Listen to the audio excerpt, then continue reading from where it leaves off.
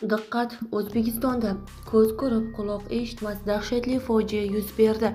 Yuragi bo'shlari bu videoni ko'rishi tavsiya etilmaydi. Assalomu alaykum. Tezkor hamda muhim yangiliklarni o'tkazib yubormaslik uchun like hamda podpisatsiya tugmachalarini bosib qoldirishni unutmang. 29-iyun kuni Toshkent viloyatida yo'l transport hodisasi sodir bo'lishi oqibatida yuk avtomashinasi yonib ketdi. Bu haqida Toshkent viloyati yo'l harakati xavfsizligi boshqarmasi xabar berdi.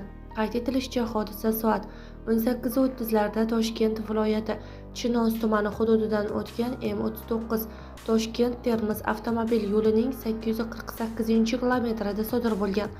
KAMAZ rusumli yuk transport vositasi Sirdaryo-Toshkent yo'nalishida harakatlanib ketayotgan vaqtida haydovchining rul boshqaruvini yo'qotishi oqibatida qarama-qarshi yo'nalishga chiqib, MAN rusumli yuk avtomobili bilan to'qnashuv sodir etgan. To'qnashuv oqibatida KAMAZ rusumli yuk avtomobilida yong'in kelib chiqqan. Yong'in o't o'chiruvchilar tomonidan o'chirilgan. Hozirda holat yuzasidan Chinoz tumani Ichki ishlar boshqarmasi tergov bo'limi tomonidan Jinoyat kodeksining 266-moddasi 1-qismi bilan jinoyat ishi qo'zg'atilib, tergov harakatlari olib borilmoqda deyilgan xabarda.